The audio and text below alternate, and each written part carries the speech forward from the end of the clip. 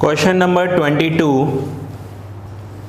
Chapter consolidation and sub division of shares. ये जो question 22 मैं आपको करवा रहा हूँ, ये इस बुक में से करवा रहा हूँ। हो सकता है आपके पास अलग एडिशन होगा तो ये आगे पीछे होगा, या आपके बुक में ना भी हो, ओल्ड एडिशन में।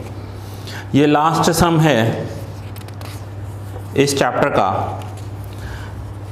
मैं क्वेश्चन रीड कर रहा हूँ।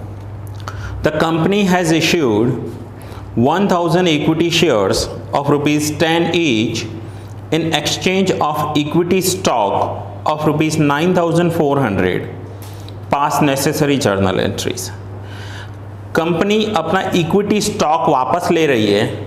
वो इक्विटी स्टॉक 9400 का है और उसके सामने जो इश्यू कर रही है वो 1000 equity shares of 10 each issue कर रही है।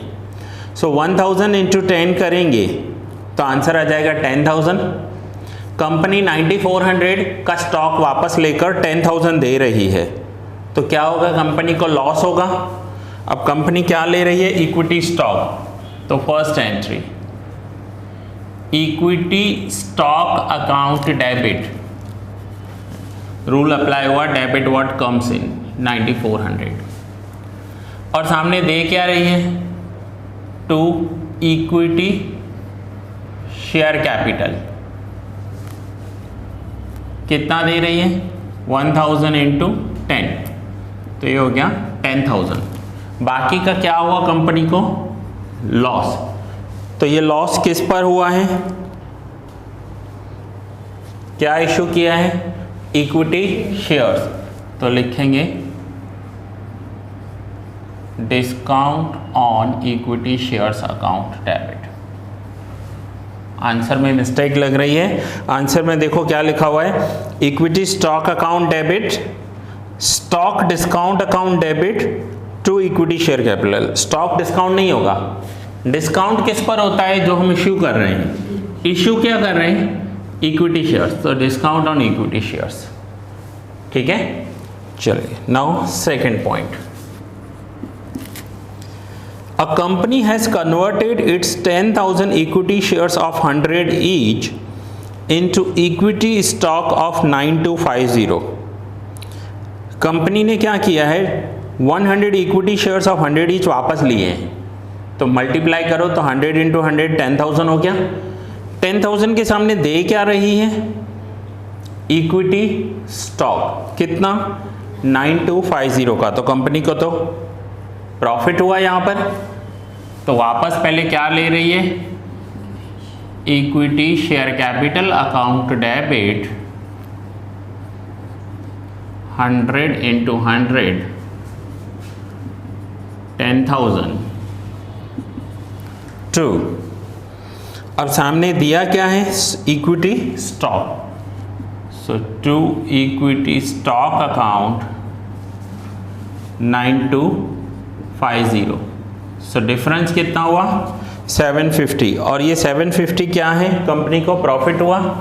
सो टू प्रीमियम स्टॉक प्रीमियम लिख सकते हैं, या प्रीमियम ऑन स्टॉक लिख सकते हैं। Stock premium account 750। जो इश्यू कर रहे हैं ना, उस पर प्रीमियम होगा या उस पर डिस्काउंट होगा, इतना आपको याद रखना है। Third, the authorized capital of a company was 7,000 shares of 100 each and it was increased to 8 lakhs. Write journal entry. 7,000 into 100 7 lakh हुआ। 7 लाख का 8 लाख हो गया। ऑथोराइज्ड शेयर कैपिटल जब भी इंक्रीज होती है उसके लिए क्या होता है? एंट्री होती है? नहीं होती है। सो यहाँ पर लिखेंगे नो एंट्री। मैंने आपको बताया था कि ये क्या है, सिर्फ गवर्नमेंट की तरफ से परमिशन मिलती है कि आपका ऑथोराइज शेयर कैपिटल इंक्रीज हो गया। ना हमने शेयर्स इश्यू किए, ना कोई पैसा आया, ना ही कोई ट्रांजैक्शन हुआ, तो इसके लिए कोई एंट्री होती नहीं है, नो एंट्री होती है। जब भी ऑथोराइज्ड शेयर कैपिटल इंक्रीज हो तो एंट्री नहीं होगी। इसका मैंने आपको एग्जाम्पल बताया था कि लास्ट मंथ तक आपका पॉकेट मनी पर वीक 500 था और नाउ पर वीक 1000 हो गया। सो सिर्फ इंक्रीज हुआ, ना मिला है ना आपने कोई एक्सपेंडिचर किया ना ट्रांजैक्शन हुआ, सिर्फ ग्रांटेड हो गया कि ठीक है आपने रिक्वेस्ट किया था वो ग्रांट हो गया। सो इसकी कोई एंट्री होगी नहीं। चलिए नाउ इलस्ट्रेशंस तो आपके होमवर्क में हो गए हैं, अब आगे आ जाते हैं।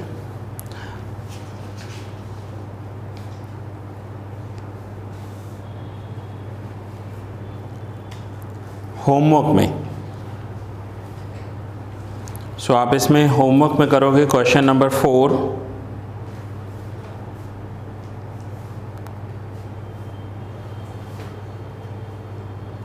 Question number 5। क्वेश्चन 5 में देखो क्या दिया हुआ है, the paid up capital of a company is 5 lakhs divided into equity shares of 100 each. 5 lakh का पेड अप कैपिटल है, मैं सिर्फ एक्सप्लेन कर रहा हूं, करोगे आप खुद।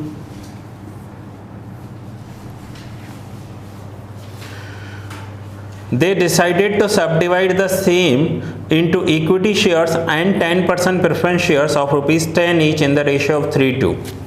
So equity shares and preference shares 3:2 करना है।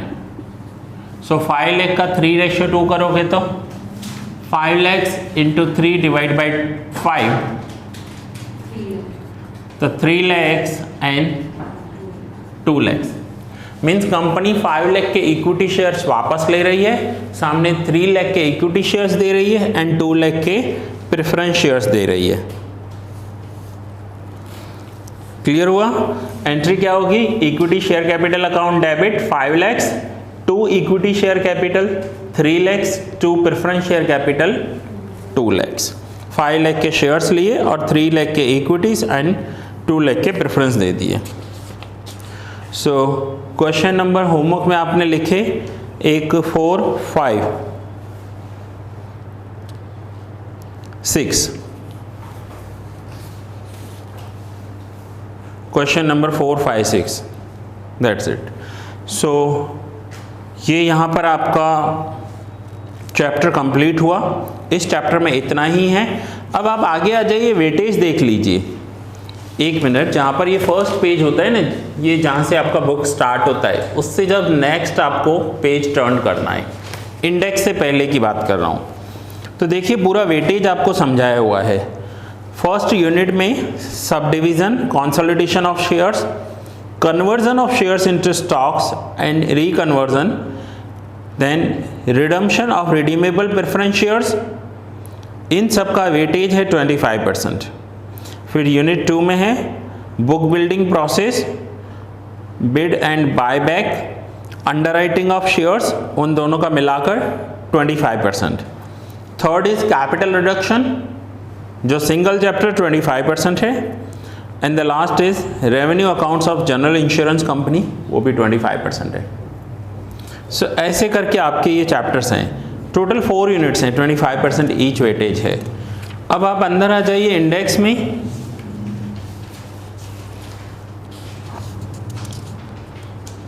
तो कंसोलिडेशन हमारा हो गया, issue of bonus shares and redemption of redeemable preference shares, means first, second, third को मिलाकर 25% वेटेज है। First, second and third chapter जो है ना, इन तीनों को मिलाकर 25% वेटेज। फिर उसके बाद सेकंड में क्या था, buyback and underwriting commission, that means fourth and fifth chapter को मिलाकर 25% का वेटेज है। सिक्स्थ चैप्टर अलोन 25% वेटेज है and 7th chapter alone 25% weightage है। ऐसे आपका वेटेज सेट किया हुआ है। ठीक है, चलिए। सो ये लेक्चर यहाँ पर ही कंप्लीट हुआ। होमवर्क करोगे, कोई डाउट सेशन आया तो मैं ज़रूर एक एक्स्ट्रा लेक्चर बनाऊंगा, नहीं तो नेक्स्ट लेक्चर में आगे के चैप्टर स्टार्ट करेंगे।